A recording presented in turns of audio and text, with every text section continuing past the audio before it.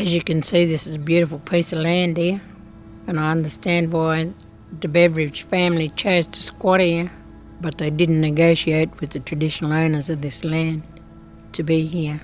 That was rule number one broken. Andrew Beveridge, he was the son of the early settlers that came here and claimed this land, and they come out here and they built homes and stuff, and they took a big lot of land. Some Aboriginal people they employed, and the other Aboriginal people were dismissed. They were moved off the land permanently. And a lot of settlers come out and squatters come out, and they had no regard for Aboriginal law. They just took whatever they needed to take. Not what they needed, what they wanted to take.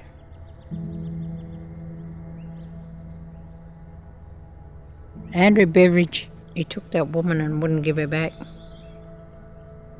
Anyways, he got speared. That's why he's laying over there in that grave. And then the girl went back to her family. Then after that, they pretty much killed most of the Aboriginal fellas here. Hunted them down and shot them. But Andrew Beveridge should have done the right thing. Traded cattle off for that woman or let the woman go. I think we're at an age now where both these history can be talked about honestly, openly, without any anger or malice. You can't carry that because it'll ruin your life.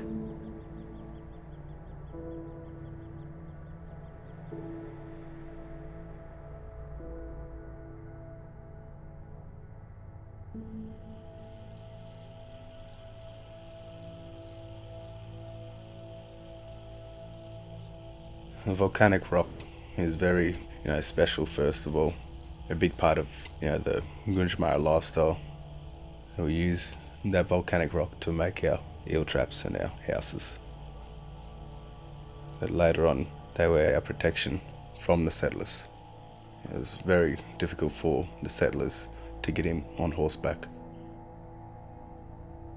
The Gunditjmara received a descriptive name of being the fighting Gunditjmara. We've been fighting for our country right from the very onset of settlement. The fight was savage. It almost depleted us as Gunditjmara.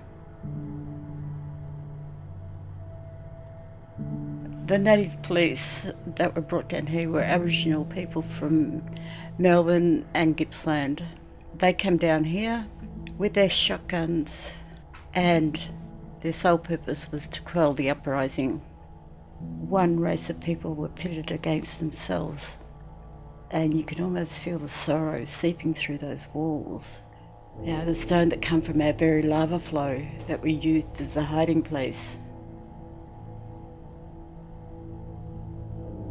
I think it's very important for people to understand, all history around, all over Australia. I grew up just to think that they were just, paddocks and that, to then finding out that they're massacre sites. And we're just living proof that, the attempt to wipe out our culture and colonise and eradicate, has failed.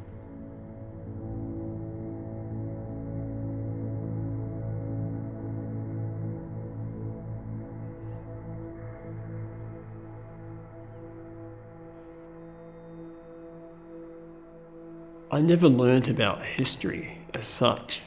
I learnt about our story. My grandfather, he had no licence, so he used to sit in the back seat of the car with the kids. And as we drive through country, he'd speak about things, he'd point out lakes and mountains, and he'd tell stories about what happened there. And one of those stories that he did tell us about was Murdering Gully.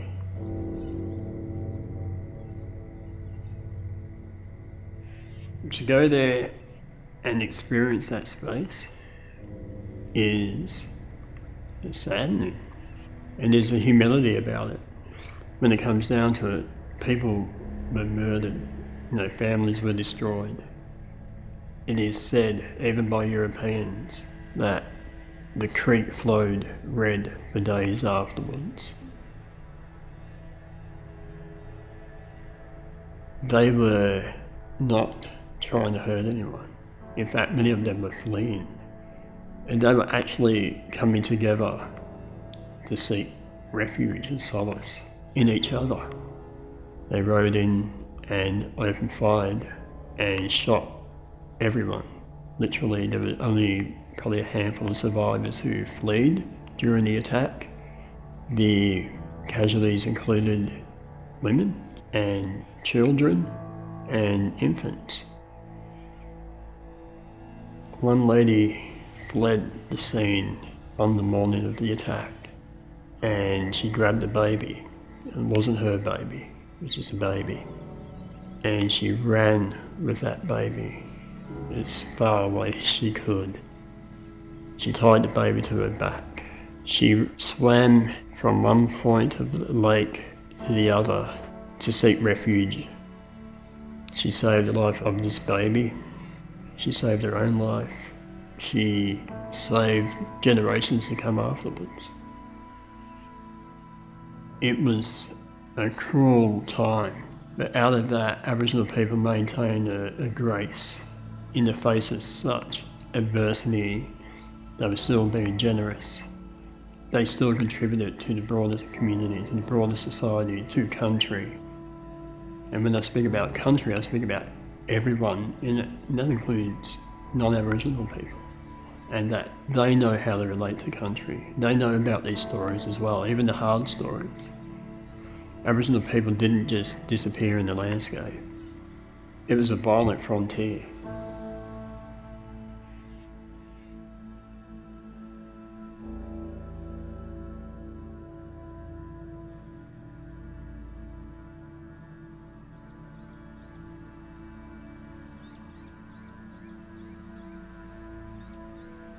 The story that I was always told is that when Faithful was bringing his men travelling down through the country moving their stock, the men took some women and they harmed the women and children.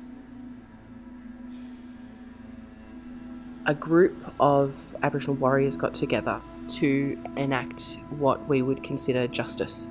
And a lot of them were from my country, from Tumurun country, and it happened on Tumurun country. But there were also warriors from neighbouring tribes such as the Waveroo and links to the Bannerang as well. They stalked the men for several days. They planned their attack and managed to kill 8 of Faithful's party. Afterwards, there were many retribution killings towards Aboriginal people.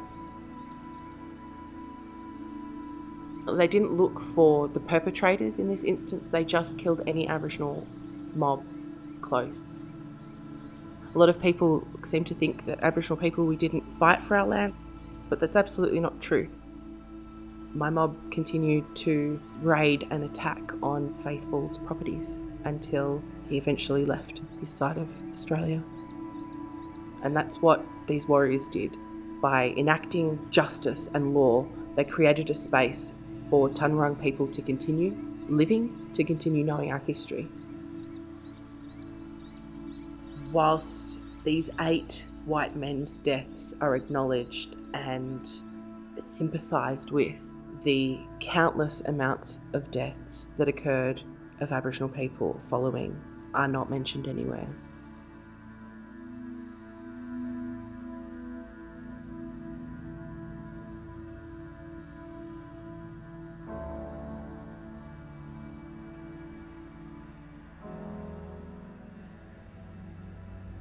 Buchan's a beautiful place to visit. It's set in a valley and it's just a magic place. My family's connection is both on paternal and maternal side. Late 1860s, my great-grandfather came down here to settle. The squatters came down with cattle and just ran them onto the land down here, and they took up the whole of the area. Thousands and thousands of acres. And so that all of that area for the Indigenous people, their hunting grounds, their sacred places, their special meeting places, was taken over by the squatters and the cattle. And after cattle were speared, the Indigenous folk were chased on horseback by stockmen, but they would have fled to the pyramids, it being a place of peace for them. And of course that's where they were caught up with and dealt with by the stockmen. My father talked about this being a place where the Aborigines had been massacred or killed. Something very violent did happen here. And it basically decimated the population here. It was a very well kept secret. The isolation of the area is what's helped that too. Anything that was violent is very hard to talk about. These difficult histories, it's something that we have to admit to. You know, these hard histories did happen. It's people killing people. And we as European settlers have got to accept that fact.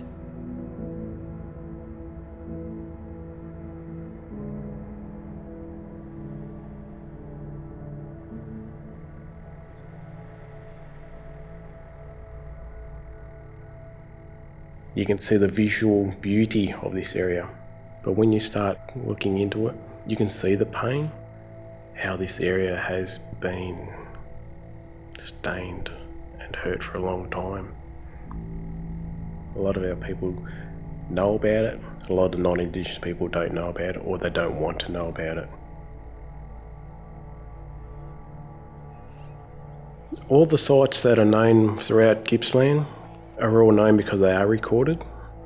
Then there are sites that a lot of people know about, especially the blackfellas. All of our people, they talk about it all the time. And we go to places, well, I said don't go there at night, or don't even step your feet in that area. That's where the white fellas shot and killed our old fellas. So in Aboriginal oral history, we know that it happened. Our people pass it down. They need to be acknowledged as well. They believe researchers before our Aboriginal oral history. People don't believe it until it's written down. You look at names, Skull Creek, Butcher's Ridge, Butcher's Creek, not named after a butcher. Most times it's named of what happened there. A lot of people live there, they have no idea what it means.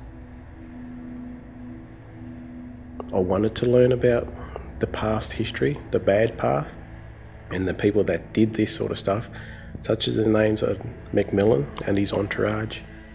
You know, you go to streets where it's Macmillan Street, you go to Macmillan Strait, Macmillan Hotel.